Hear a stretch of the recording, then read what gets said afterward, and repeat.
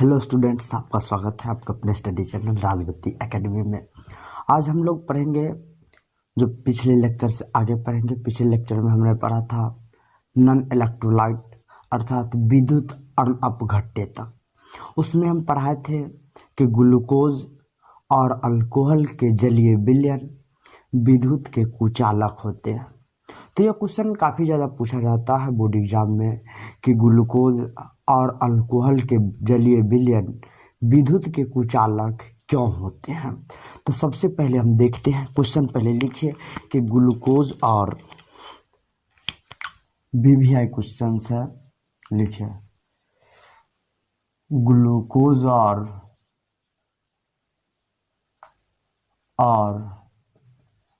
Alcohol के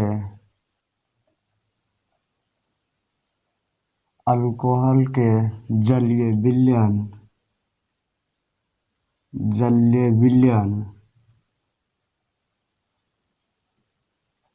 विद्युत के कुचालक क्यों होते हैं। कुचालक क्यों होते हैं।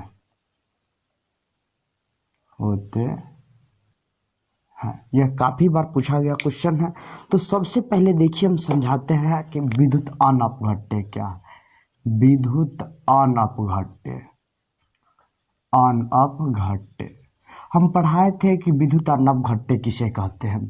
पढ़ाए थे कि नहीं पिछले लेक्चर में कि वैसा पदार्थ जिसके जलीय विलयन विद्युत के कुचालक होते हैं उसे ही विद्युत अनअपघट्य कहते हैं। यानी कि जिसके जलीय विलयन विद्युत के कुचालक हो जाए वह क्या कहलाएगा, विद्युत अनअपघट्य अर्थात नॉन इलेक्ट्रोलाइट कहलाएगा। The substance with the aqueous solution are the bad conductor of electricity, then it is called as the non electrolyte। यानी कि वैसा पदार्थ जिनके जलीय विलयन विद्युत के कुचालक होते उसे विद्युत अनअपघट्य कहते हैं। तो इसमें लिखाए होंगे शुद्ध जल, ठीक है। शुद्ध जल का pH मान 7 होता है, इसीलिए यह विद्युत के कुचालक होता है। दूसरा इसमें लिखा होंगे ग्लूकोज और अल्कोहल। यह था कि नहीं था, अल्कोहल। तो यही क्वेश्चन पूछ रहे हैं आज कि ग्लूकोज और अल्कोहल विद्युत के कुचालक क्यों होते हैं। ठीक है, सबसे पहले आप इतना तक समझ गए होइएगा। ठीक है ना, विद्युत और अनअपघट्य भी समझ गए होइएगा। अब लिखिए आंसर, पहले लिख लीजिए, तब पहले समझ लिए तो फिर आंसर लिख लीजिएगा। कह रहा है कि ग्लूकोज और अल्कोहल के जलीय विलयन विद्युत के कुचालक क्यों होते हैं। तो ग्लूकोज और अल्कोहल के जलीय विलयन विद्युत के कुचालक इसलिए होते हैं कि ग्लूकोज और अल्कोहल जल में आयन प्रदान नहीं करता है, यानी कि जल में टूटता नहीं है अपने आयनों में। इसीलिए ग्लूकोज और अल्कोहल के जलीय विलयन विद्युत के कुचालक होते हैं। जैसे कि हमने विद्युत अपघट्य में पढ़ा था कि जो विद्युत के सुचालक होगा वह क्या होगा, विद्युत अपघट्य। अनअपघट्य जो विद्युत के कुचालक होगा। तो यह ग्लूकोज और अल्कोहल अपने जलीय विलयन में जब इसको हम पानी में डालते हैं तो यह अपने आयनों में नहीं टूटता है, ठीक है। इसीलिए यह क्या होता है, विद्युत के कुचालक होता है। लिखिए आंसर, आंसर लिखिए। सबसे पहले लिखिए ग्लूकोज और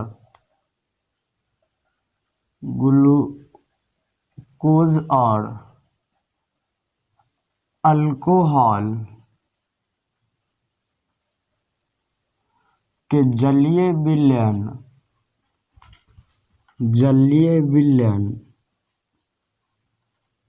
विद्युत के कुचालक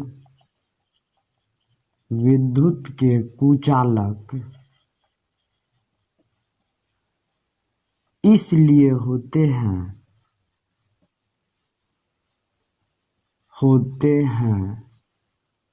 क्योंकि ये जल में घुलकर आयन प्रदान नहीं करते हैं, नहीं करते हैं, इसलिए इसलिए ग्लूकोज और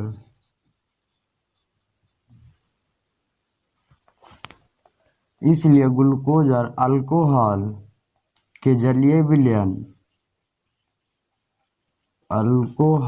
के जलीय विलयन विद्युत के कुचालक होते हैं,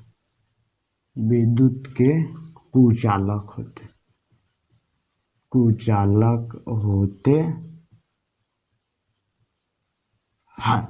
यह क्वेश्चन मेरा कंप्लीट हो गया। कंप्लीट 2 नंबर में क्वेश्चन पूछा जाता है और काफ़ी वीवीआई क्वेश्चन है। यही पूछा जाता है कि ग्लूकोज और अल्कोहल के जलीय विलयन विद्युत के कुचालक क्यों होते हैं। तो इसका आंसर है कि ग्लूकोज और अल्कोहल के जलीय विलयन विद्युत के कुचालक इसलिए होते हैं क्योंकि ये जल में घुलकर आयन प्रदान नहीं करते हैं। ठीक है, आयन प्रदान नहीं करते हैं, इसलिए ग्लूकोज और अल्कोहल के जलीय विलयन विद्युत के कुचालक होते हैं। यानी कि अपने आयनों में नहीं टूटते हैं, आयनों में नहीं टूटते हैं। ठीक है, नहीं टूटते हैं, जैसे कि ग्लूकोज है, जैसे कि फॉर्मूला इसका C6H12O6 है, होता है कि ना, O6 यह क्या ग्लूकोज है, O6 यह ग्लूकोज है। अब जिसको हम जब भी हम वाटर में रखेंगे, ठीक है, H2O में, तो ये अपने आयनों में टूटते नहीं है। ठीक है, ये अपने आयनों में टूटते ही नहीं है और ये इसीलिए क्या होता है, ये विद्युत के कुचालक हो जाता है। ठीक है, दूसरा अल्कोहल है। देखिए अल्कोहल में OH लग जाता है। ठीक है, तो जैसे CH3OH ये मिथेनॉल है, मिथेनॉल, इसको भी अगर हम जल में डालते हैं तो क्या होता है, यह जल में अपने आयनों में नहीं टूटता है। ठीक है, नहीं टूटता है, इसीलिए यह दोनों क्या होता है, विद्युत के कुचालक। जल में घुलनशील तो होता है लेकिन जल में अपने आयनों में नहीं टूटता है, इसीलिए क्या होता है, विद्युत के कुचालक होते हैं। सबसे पहले क्या कर लीजिए, अब इसको आप नोट कर लीजिए। क्वेश्चन को काफी वीवीआई क्वेश्चन था। ठीक है, सबसे पहले आप क्या कर लीजिए, इसको नोट कर लीजिए।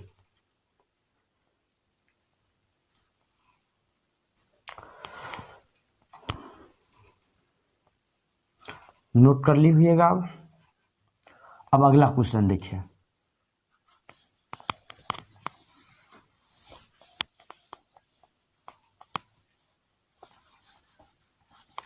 अब आर्हेनियस कॉन्सेप्ट काफी मोस्ट इंपोर्टेंट क्वेश्चन है कि आर्हेनियस के सिद्धांत क्या है। ठीक है, आर्हेनियस के सिद्धांत।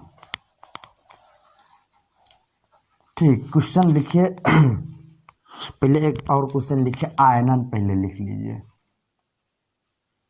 आयनन एकरा कहते हैं आयोनाइजेशन, आयोनाइजेशन। ठीक है, आयनन किसे कहते हैं, लिखिए। जल द्वारा विद्युत अपघट्यों का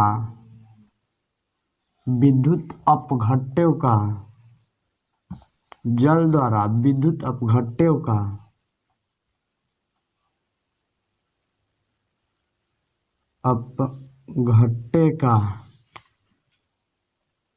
आयनों में टूटने की क्रिया ही आयनन कहलाता है। आयनन कहलाता है। जल द्वारा विद्युत अपघट्यों का आयनों में टूटने की क्रिया ही क्या कहलाता है, आयनन कहलाता है, आयोनाइजेशन। जल के द्वारा विद्युत अपघट्य, यानी कि पहले समझिए आप विद्युत अपघट्य क्या है। यह क्वेश्चन देखिए, विद्युत अपघट्य, अब इसमें पहला आ गया, यही ना यार, अपघट्य। तो पहला लेक्चर में हम लोग पढ़ लेते हैं कि विद्युत अपघट्य वैसा पदार्थ जिसके जलीय विलयन विद्युत के सुचालक होते हैं, यही ना पढ़े थे। वैसा पदार्थ जिसके जलीय विलयन विद्युत के सुचालक होते हैं, जलीय विलयन विद्युत के सुचालक होते हैं, विद्युत के सुचालक होते हैं, सुचालक होते हैं, ठीक है, होते हैं। तो इसमें एग्जाम्पल लिखाए थे हम, ठीक है, एग्जाम्पल क्या लिखाए थे कि HCl सभी अम्ल भस्म और लवण विद्युत के सुचालक होते हैं। HCl, NaOH, NaCl, ठीक है, यह सब क्या अम्ल भस्म और लवण है। तो यह अपने आयनों में क्या करता है, टूटता है, किसके कारण, तो जल के द्वारा, सब तो जल में घुलाएंगे, यानी कि जल द्वारा विद्युत अपघट्य का, ठीक है, जल द्वारा विद्युत अपघट्यों का, जल द्वारा विद्युत अपघट्यों का आयनों में टूटने की क्रिया, यह अपने आयन में जो टूटता है वही क्या कहलाता, आयनन कहलाता है, ठीक है। अब देखिए यहाँ पे इसका एग्जाम्पल, इसका एग्जाम्पल देख लीजिए, जैसे कि NaCl है, इसको वाटर में मिला है तो अपने आयन में टूटेगा, Na प्लस और प्लस Cl माइनस में।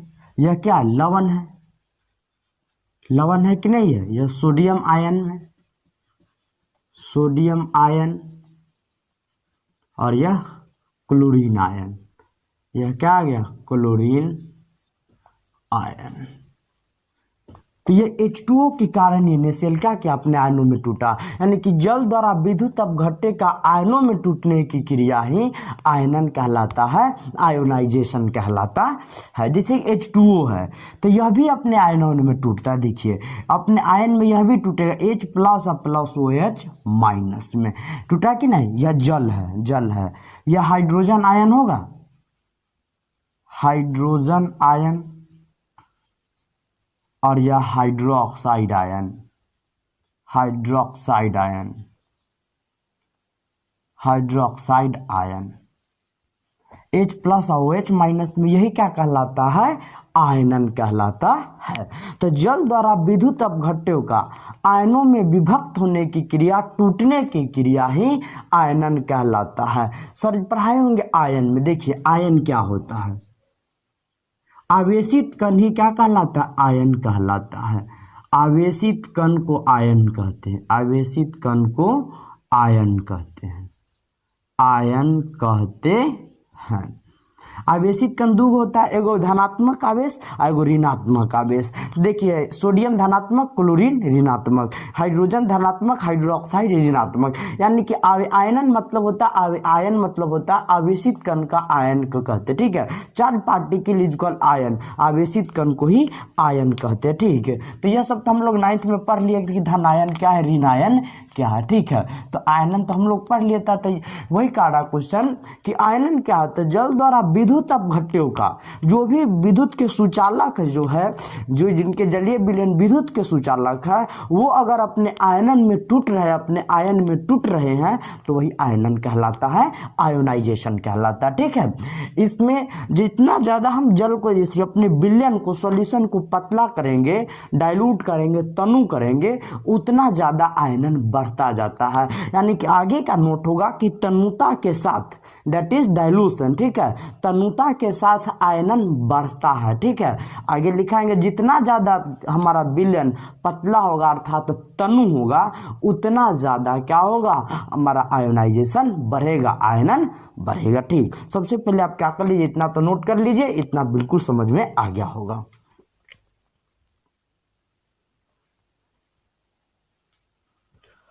यह तो नोट कर ली हुईगा अब, ठीक, मिटाते हैं अब। नोट लिखिए,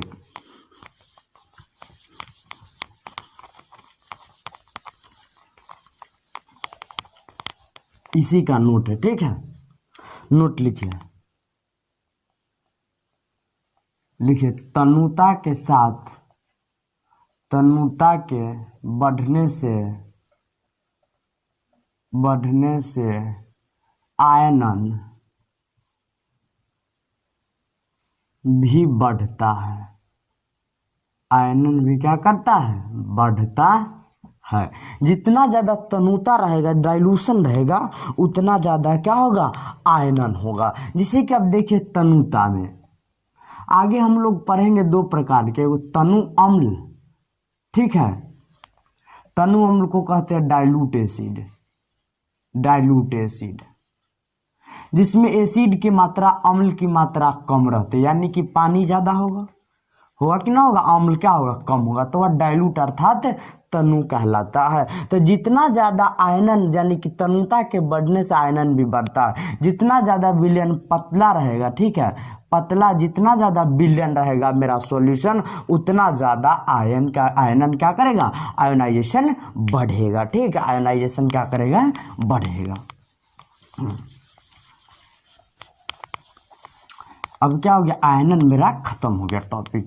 अब लिखिए आर्हेनियस कॉन्सेप्ट। सबसे पहले यह क्या कर लीजिए, उसी में नोट कर लीजिए, तनुता के बढ़ने से आयनन भी बढ़ता है। ठीक, क्वेश्चन पूछा जाता है कि तनुता का प्रभाव आयनन पर कैसा पड़ता है, तो सीधा आंसर लिखिएगा, तनुता के बढ़ने के कारण आयनन भी बढ़ता है। ठीक, सबसे पहले इतना आप क्या कर लीजिए, नोट कर लीजिए ऊपर वाला।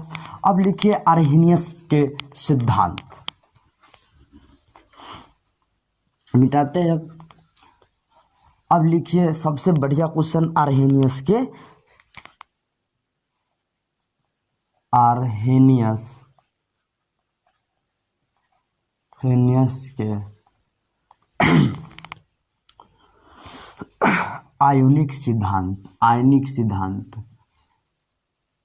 आयोनिक सिद्धांत, ठीक है, सिद्धांत,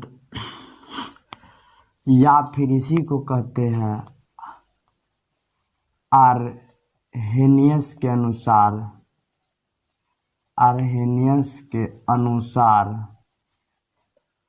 अम्ल एवं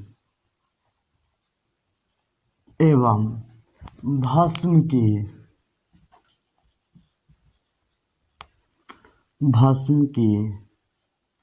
क्या है, सीधा लिखिए क्या है, आर्हेनियस के अनुसार अम्ल एवं भस्म क्या है।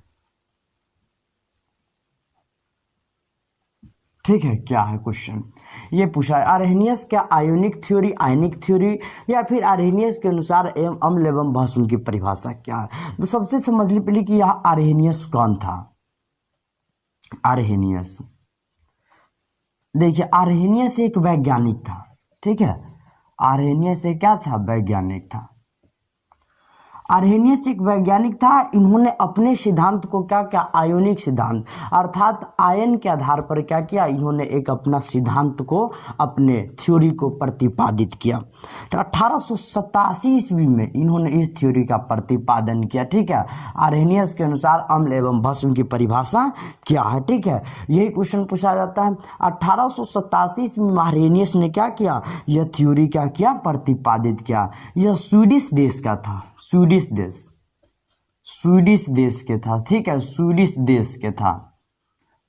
यह जिस देश से बिलोंग्स कर रहा था वह देश का नाम स्वीडिश था। 1887 तो 1887 ईस्वी में आर्हेनियस ने अम्ल एवं भस्म के लिए अपना एक सिद्धांत प्रतिपादित किया। आर्हेनियस ने अम्ल के बारे में कहा कि अम्ल एक वैसा पदार्थ है जो जल में घुलकर H+ आयन प्रदान करता है। अम्ल के बारे में कहा आर्हेनियस कि अम्ल एक वैसा पदार्थ है जो जल में घुलकर H+ आयन प्रदान करता है। ठीक है, घुलकर H+ आयन प्रदान यानी कि हाइड्रोजन आयन प्रदान करता है, यह अम्ल के बारे में कहा। और भस्म के बारे में कहा कि भस्म एक वैसा पदार्थ है जो जल में घुलक हाइड्रोक्साइड माइनस देता है। क्या देता है, हाइड्रोक्साइड माइनस देता है। ऑक्साइड क्या देता है, माइनस देता है। यही दो सिद्धांत, हाइड्रोजन आयन और हाइड्रोक्साइड क्या किया, आयन। इसी को आयोनिक थ्योरी भी कहते हैं कि आर्हेनियस के आयोनिक थ्योरी क्या है। यह क्वेश्चन काफी ज्यादा इंपॉर्टेंट है और पूछा जाता है कि आर्हेनियस के आयोनिक थ्योरी के बारे में बताए, या फिर अलग से क्वेश्चन पूछ सकता है कि आर्हेनियस के अनुसार अम्ल एवं भस्म की परिभाषा क्या है, उन्हें सुधारण करें। तो आर्हेनियस एक स्वीडिश देश से का रहने वाला नागरिक था। इन्होंने 1887 ईस्वी में एक आयोनिक थ्योरी अम्ल और भस्म के लिए लाया। अम्ल के बारे में इन्होंने बताया कि अम्ल एक वैसा पदार्थ है जो जल में घुलकर H+ आयन प्रदान करता है, और भस्म एक वैसा पदार्थ है जो जल में घुलकर OH- आयन प्रदान करता है। तो वह क्या कहलाता है? भस्म कहलाता है। तो सबसे पहले देखिए हम डिफिनीशन क्या करते हैं, लिखते हैं।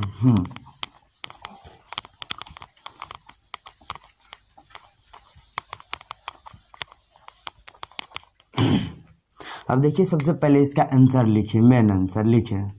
1887 ईस्वी में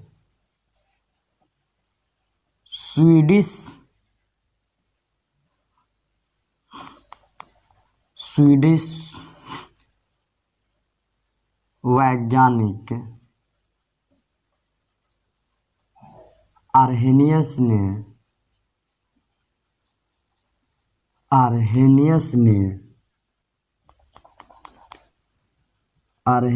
ने अम्ल एवं भस्म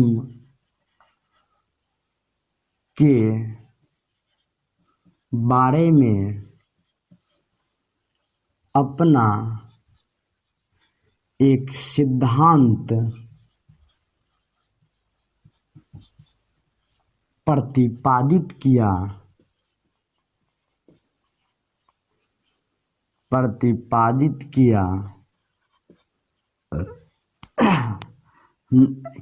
ठीक है, प्रतिपादित किया। 1887 ईस्वी में स्वीडिश वैज्ञानिक आर्हेनियस ने अम्ल एवं भस्म के बारे में अपना एक सिद्धांत प्रतिपादित किया। ठीक है, प्रतिपादित किया, प्रतिपादित गलती है, प्रतिपादित क्या। देखिए अम्ल के बारे में क्या कहा आर्हेनियस, अम्ल लिख के क्या कीजिए, डैश दे दीजिए। ठीक, अम्ल लिख के डैश दीजिए। अम्ल के बारे में कहा आर्हेनियस के अनुसार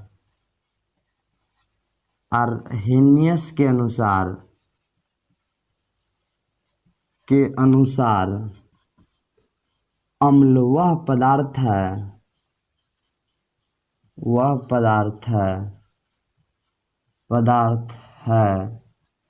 जो जल में घुलकर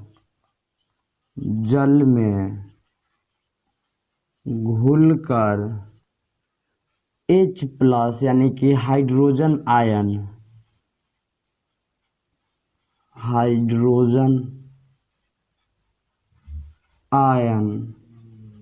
H+ आयन प्रदान करता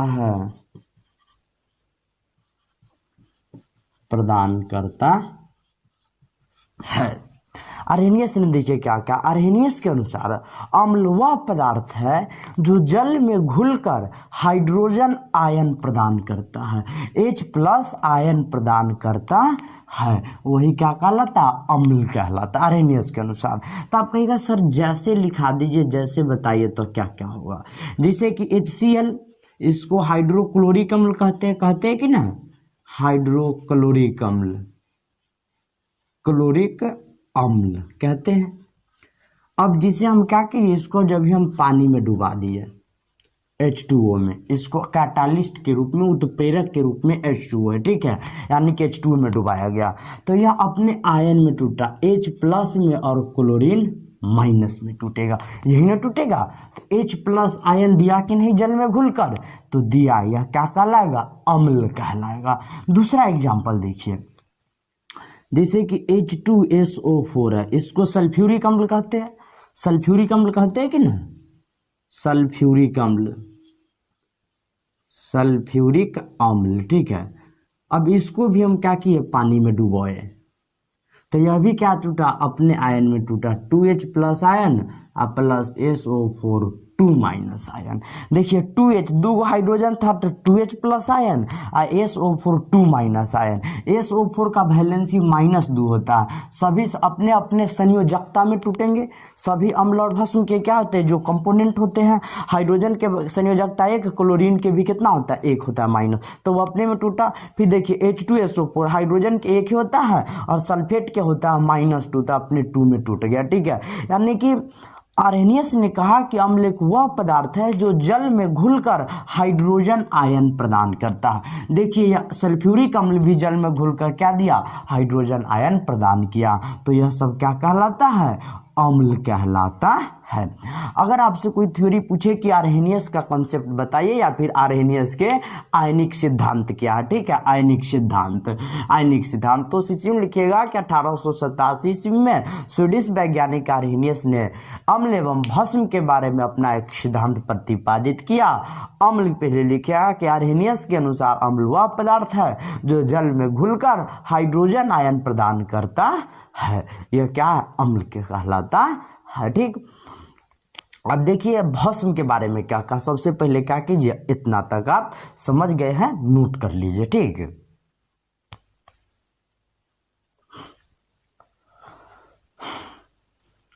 नोट कर लिए हुएगा, ठीक। अब इसे हम क्या करते हैं, मिटाते हैं। अब भस्म के बारे में क्या कहा, देखिए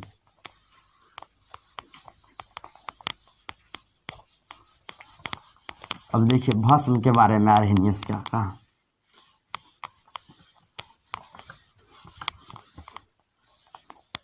भस्म लिख के डैश दीजिए। देखिए भस्म के बारे में क्या कहा। आर्हेनियस के अनुसार, आर्हेनियस के अनुसार भस्म वह पदार्थ है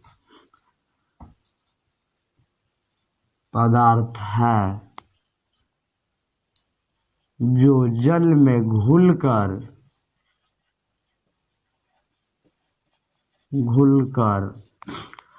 हाइड्रोक्साइड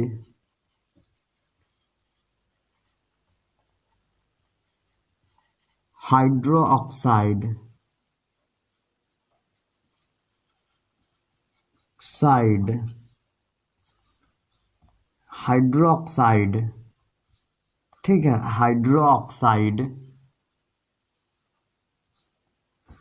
आयन प्रदान करता है। आयन प्रदान, हाइड्रोक्साइड है ना, इसको OH लिख लीजिएगा, OH माइनस, ठीक है। हाइड्रोक्साइड आयन OH प्रदान करता है,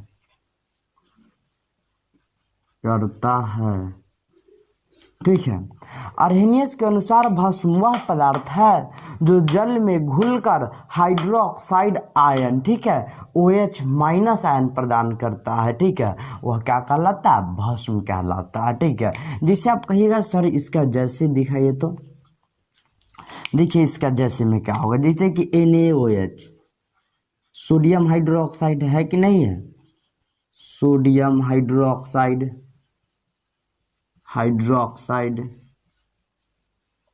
ठीक, सोडियम हाइड्रोक्साइड है। अब इसको क्या किया, हम पानी में डुबाए, H2O कैटालिस्ट, तो क्या टूटा, सोडियम हाइड्रोक्साइड अपने आयनों में Na प्लस और प्लस OH माइनस में, देखिए टूटा कि नहीं, अपने हाइड्रोक्साइड, यह सोडियम आयन है, देखिए सोडियम आयन, ठीक है, और यह हाइड्रोक्साइड आयन, ठीक है, हाइड्रोक्साइड आयन OH माइनस में टूटा कि नहीं टूटा, तो यह बेस हो जाएगा। यानी कि आर्हेनियस ने भस्म के बारे में कहा कि भस्म एक वैसा पदार्थ है जो जल में घुलकर OH माइनस यानी कि हाइड्रोक्साइड आयन देता है। OH को कहते हैं हाइड्रोक्साइड, ठीक है, हाइड्रोक्साइड आयन देता है, यह तो समझ में आ गया। अब दूसरा एग्जांपल देखिए, जैसे KOH, इसको पोटासियम हाइड्रोक्साइड कहते हैं, इसको देखिए पोटासियम हाइड्रोक्साइड। अब देखिए इसको भी क्या कर दिए, H2O, तो ये अपने आयन में K plus plus OH minus में, OH में टूटा। अब देखिए अमोनियम हाइड्रोक्साइड NH4OH, इसको कहते हैं अमोनियम हाइड्रोक्साइड।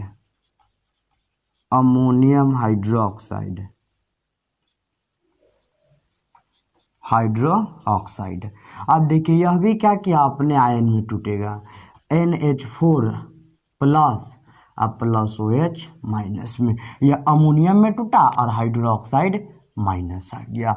तो यह क्या कहलाता, आर्हेनियस का आयनिक सिद्धांत कहलाता है। ठीक है, यही आर्हेनियस का आयनिक सिद्धांत कहलाता। तो बिल्कुल समझ में आ गया होगा कि आर्हेनियस का आयनिक सिद्धांत क्या है। ठीक है, सबसे पहले इतना आप क्या कर लीजिए, नोट कर लीजिए। ठीक, या और यह काफ़ी ज़्यादा VVI क्वेश्चन से कि ठीक बहुत पूछता है। ठीक, नोट कर लीजिए, पहले नोट कर लिए होइएगा। ठीक, अब लिखिए आगे,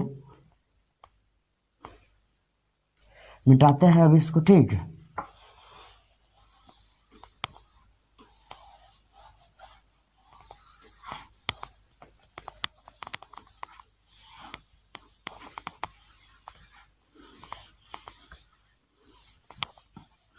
अब लिखिए उदासीनीकरण रासायनिक अभिक्रिया। ठीक है, लिखिए तो उदासीनीकरण अंतिम टॉपिक है। ठीक है, आज के अंतिम टॉपिक है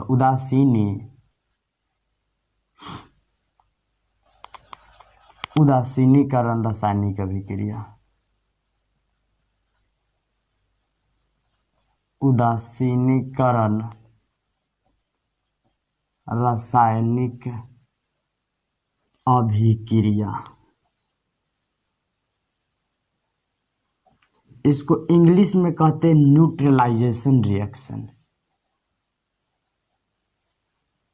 न्यूट्रलाइजेशन रिएक्शन, ठीक है। और ये फर्स्ट चैप्टर में हम लोग क्या कर चुके हैं, पढ़ चुके हैं। तो लिखिए, वैसी रासायनिक अभिक्रिया, वैसी रासायनिक अभिक्रिया जिसमें कोई अम्ल भस्म के साथ प्रतिक्रिया कर, कोई अम्ल भस्म के साथ, कोई अम्ल भस्म से प्रतिक्रिया कर,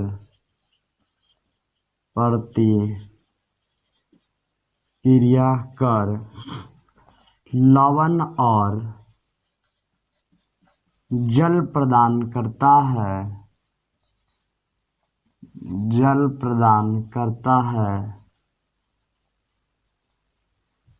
तो उसे उदासीनीकरण रासायनिक अभिक्रिया कहते। उदासीनीकरण, ठीक है, रासायनिक अभिक्रिया कहते हैं। रासायनिक अभिक्रिया कहते हैं, अभिक्रिया कहते क्या कहते हैं, उदासीनीकरण रासायनिक अभिक्रिया कहते। ठीक, उदासीनीकरण रासायनिक, न्यूट्रलाइजेशन रिएक्शन। देखिए, वैसी रासायनिक अभिक्रिया जिसमें कोई अम्ल किससे रासायनिक अभिक्रिया करता है, कोई अम्ल भस्म से, ठीक है, यहाँ पे छूट गया है, कोई अम्ल भस्म से, ठीक है, प्रतिक्रिया कर लवण और जल प्रदान करता। कोई अम्ल किससे रासायनिक अभिक्रिया करेगा, यानी कि भस्म से। अम्ल के देखिए, यानी कि इसका रिएक्शन होगा अम्ल प्लस भस्म बराबर साइन ऑफ गिव्स, इसको कहते हैं लवण, और क्या होगा, प्लस जल होगा। ठीक है, तो आप कहिएगा सर अम्ल HCl है या नहीं है, तो बिल्कुल है, HCl है, क्या है, अम्ल है। भस्म देखिए NaOH है, सोडियम हाइड्रोक्साइड है कि नहीं है। अब देखिए, इसका रिएक्शन जब हम कराते हैं तो हमको NaCl प्राप्त होता है।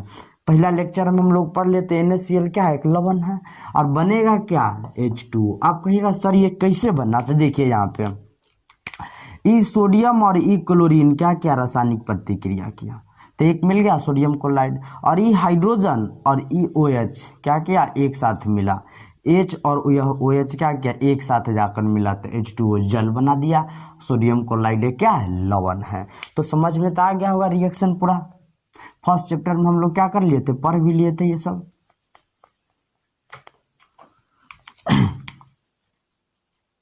HCl, ठीक, OH, ठीक है, तो यह क्या, लवण और जल है।